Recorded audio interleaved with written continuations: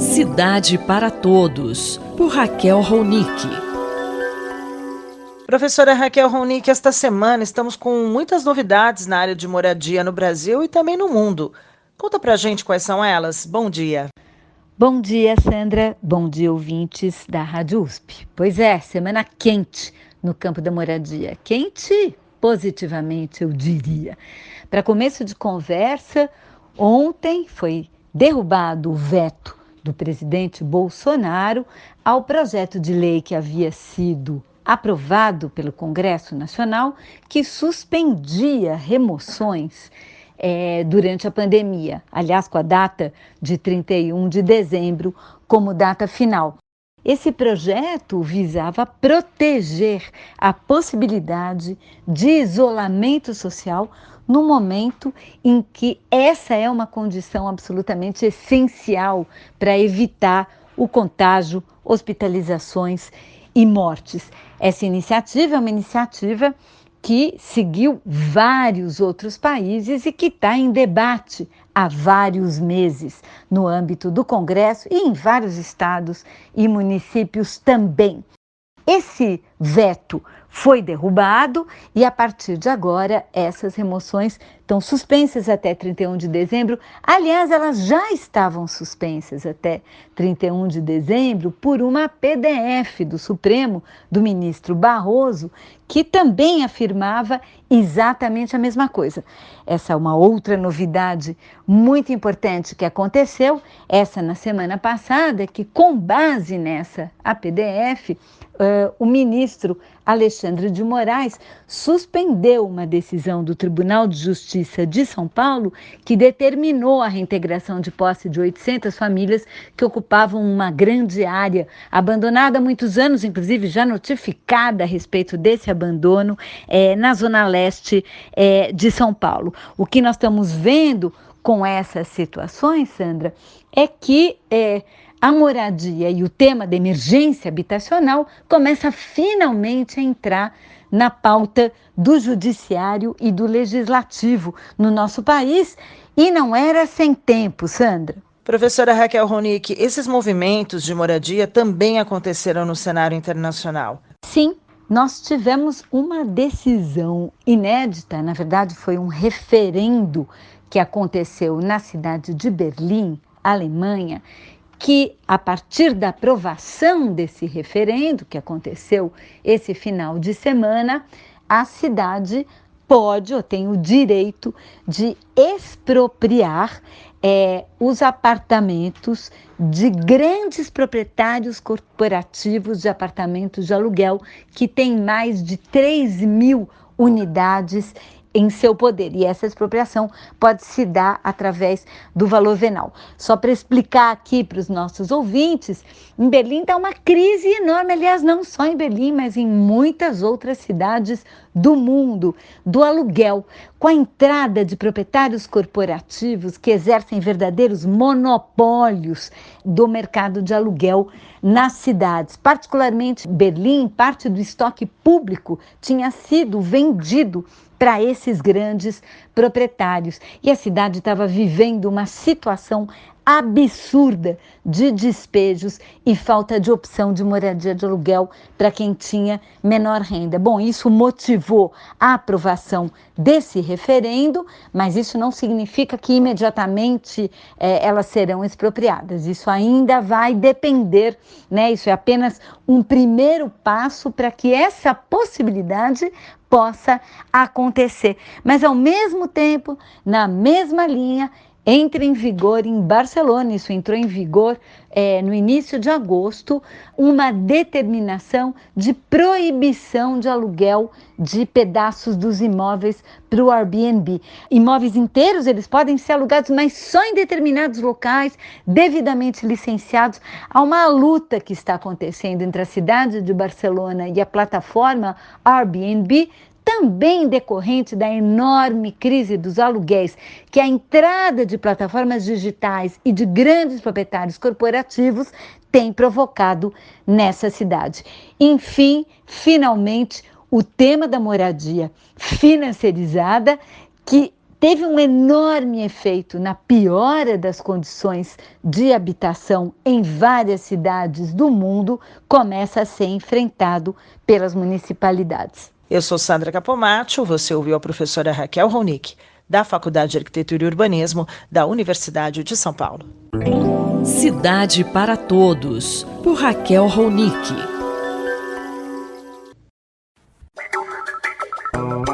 Espaço em Obra, por Guilherme Wisnik.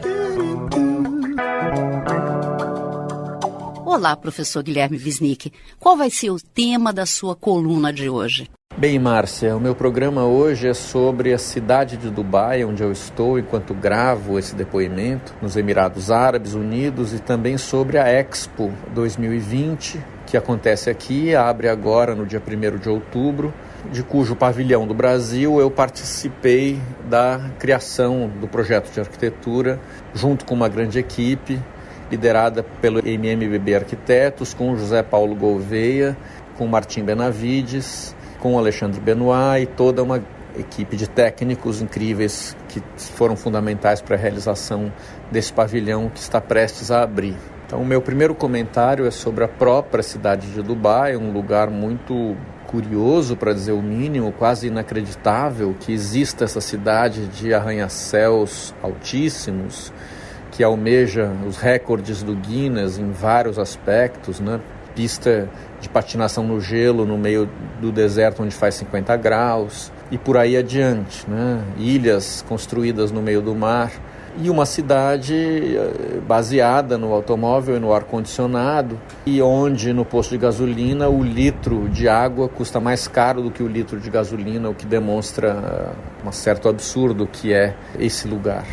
Professor Wisnik, e como é o projeto do Pavilhão do Brasil na exposição? A Expo, que agora abrirá, o Pavilhão do Brasil foi objeto de um concurso internacional, com júri internacional, realizado no final de 2018. Esse projeto saiu vencedor. E é um projeto, diferentemente de quase todos os outros pavilhões nacionais, que tem uma arquitetura que procura, digamos, atrair o visitante que vai passando. Uma Expo é um show de entretenimento, em grande medida. Atrair o visitante pelas formas aberrantes ou curiosas ou convidativas ou diferentes, com muitos materiais, os mais diversos. E o Pavilhão do Brasil, ao contrário, eu acho que, apesar de ter participado do projeto, faço aqui uma análise também, dentro de uma tradição de arquitetura brasileira, que é uma tradição muito rica, né? Evitando essa sedução, digamos assim, mais epidérmica dos materiais e das formas, e ao contrário, constrói um pavilhão que é uma grande membrana, uma estrutura de treliças metálicas, envolvida por uma membrana plástica, branca, muito bonita e que apoia tudo isso apenas em 4 pontos. Então toda essa casca, digamos assim, ela flutua, né, com aberturas muito sutis que vão convidando o visitante a entrar. O visitante que vem de um calor inclemente da cidade de Dubai, dos Emirados Árabes, do deserto, e que de repente encontra dentro desse pavilhão do Brasil um grande espelho d'água, que é um convite para que as pessoas tirem os calçados e entrem na água, uma água rasinha, uma água gelada, que constrói uma atmosfera brasileira com muita poesia, digamos assim. A gente espera que seja um discurso sobre um Brasil que a gente deseja que exista e que se construa, né, e que na fraternidade de um evento internacional como esse se lança como ideia. Essas paredes de tecido servem de grandes telas de projeção para imagens cuja ideia original foi trazer a natureza do Brasil, que se pretende um dia sustentável, né, com seus povos originários, e afirmando um exemplo que pode ser um exemplo global de convivência sustentável no futuro. Então, essa é a afirmação da arquitetura e da concepção desse pavilhão, que agora abre e que a gente espera que possa servir de farol para que se esclareçam os pensamentos brasileiros sobre a questão da natureza daqui para diante e no futuro. Este foi o professor Guilherme Wisnik, que conversou comigo, Márcia Vanza. Espaço em Obra, por Guilherme Wisnik.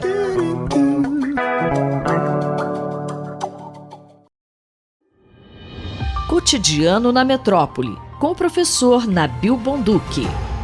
Olá, professor Nabil.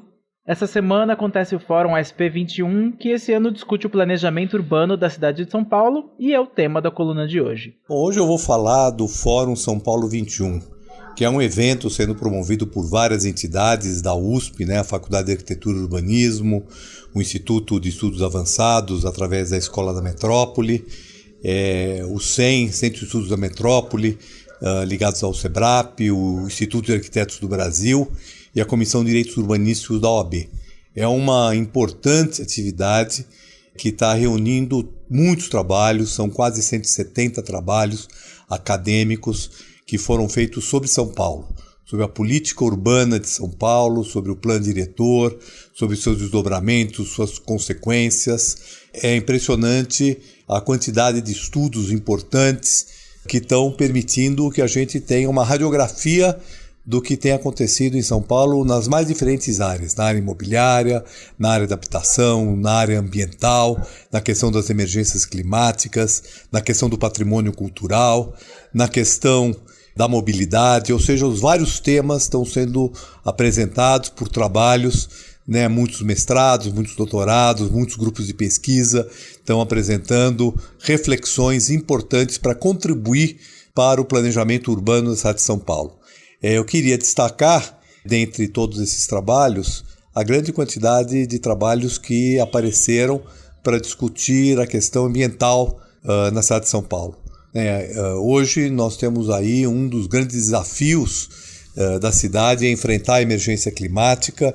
Isso apareceu em trabalhos que repensam a questão da zona rural, que constitui um importante cinturão verde da cidade, a importância da criação de novas áreas verdes, a importância de poder se trabalhar na compatibilização do desenvolvimento urbano com a proteção ambiental e para mitigar os efeitos da mudança climática. Na sua opinião, qual a importância do evento? Então, é muito importante esse nosso evento porque ele acontece no momento que a Prefeitura está debatendo a revisão do plano diretor. E nós conseguimos desenvolver um seminário, um fórum, onde se discutiu a cidade de São Paulo, mas não de maneira genérica. Se discutiu a cidade de São Paulo a partir de estudos concretos, de pesquisa que viram o que está acontecendo na cidade, que conseguiu avaliar em diferentes bairros o que está acontecendo, por exemplo, em relação à produção imobiliária, o boom imobiliário que está acontecendo na cidade, como é que ele se choca, por exemplo, com preocupações como a proteção do patrimônio cultural e o patrimônio arquitetônico urbano da cidade de São Paulo. Um dos bairros que foi foco de muitos trabalhos de interesse, por exemplo, foi o bairro da Bela Vista, onde nós temos ali um bairro tombado, mas que está recebendo uma quantidade muito grande de empreendimentos imobiliários.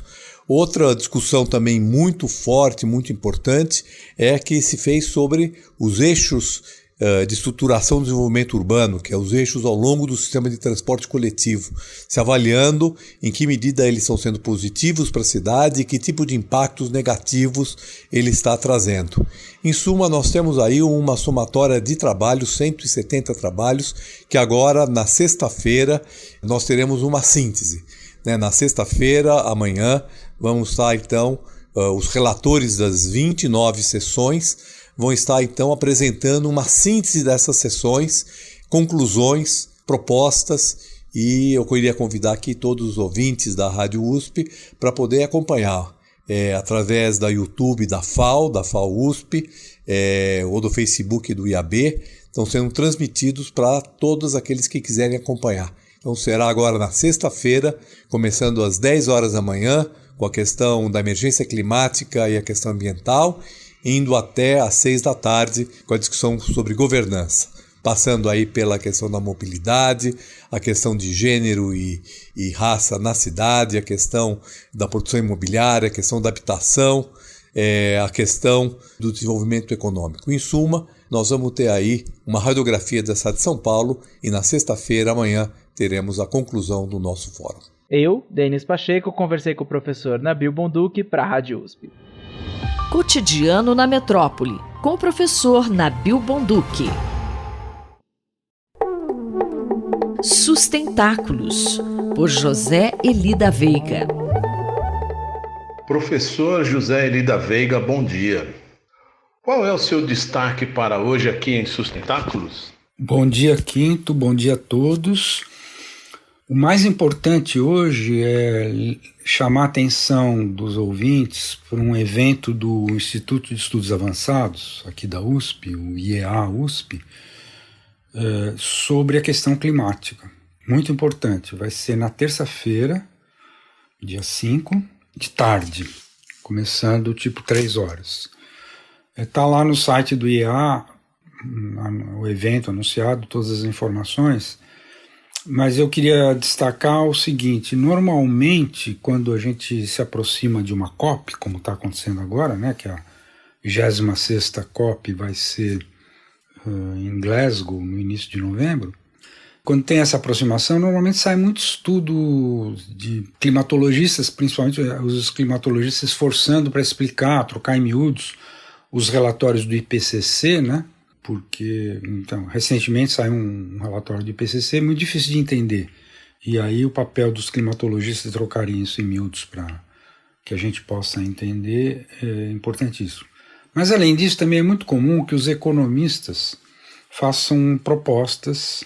Ultimamente tem sido principalmente propostas de clubes climáticos. O que quer dizer isso? Em vez de confiar nessa ideia de uma negociação de 190 e tantos países, nessas conferências que a gente chama de COP, seria muito mais eficaz se 4 ou 5 ou 6 dos principais emissores, né, dos que mais emitem gases de efeito estufa, se eles tivessem algum tipo de entendimento para ter uma ação mais eficaz do que ficar esperando por uma assembleia de 190 nações que tem muita dificuldade de decidir, de avançar, como a gente constatou nesses quase 30 anos. Professor, é possível nos dar um exemplo de um clube climático? Pois é, então, uma proposta de clube muito específica saiu recentemente na revista Nature, que é a principal revista científica, provavelmente, do mundo, de uma dupla de belgas que pertencem a um think tank que chama Bruegel. E o que eles propõem não é assim nada de muito inovador, mas enfim, é importante. Eles acham que seria possível um acordo entre os Estados Unidos, a União Europeia e a China. Isso só já dá mais da metade das emissões do mundo. Se, por exemplo, eles começassem a taxar a importação, taxar o carbono embutido nas suas importações, em comum acordo, eles induziriam muitos outros países depois seriam catalisadores de uma ação mais ampla, né? Esse caso, né, essa proposta que foi publicada pela Nature, com essas características, me serviu de exemplo sobre o problema, justamente, é que os economistas, quando fazem esses modelos, raramente pensam no que dizem os seus colegas da ciência política. Então, o que aconteceu? Essa proposta, por exemplo, foi totalmente inviabilizada agora com essa ação dos Estados Unidos contra a China, que envolveu a Austrália, a história dos submarinos e tal, enfim, uma operação apelidada de AUKUS, né, que ofendeu, né, principalmente a França, mas também a União Europeia, o que torna inviável a proposta dos dois belgas. Mas isso é só um exemplo para chamar a atenção da importância dos cientistas políticos. E o evento do IEA, que será na terça-feira agora, vai ter Sérgio Abranches e Eduardo Viola, os nossos dois grandes estudiosos aí da área da ciência política da questão climática, e vai ser coordenado pela nossa principal, talvez, cientista política do país, que é a professora Lourdes Sola, que é professora sênior do IEA. Muito obrigado, espero que vocês possam ficar de olho nesse evento. Um abraço. Mais informações sobre sustentabilidade estão disponíveis no site sustentáculos.pro.br e na página pessoal do colunista zeeli.pro.br. Eu, Antônio Carlos Quinto, conversei com o professor José Eli da Veiga para a Rádio USP. Sustentáculos, por José Eli da Veiga.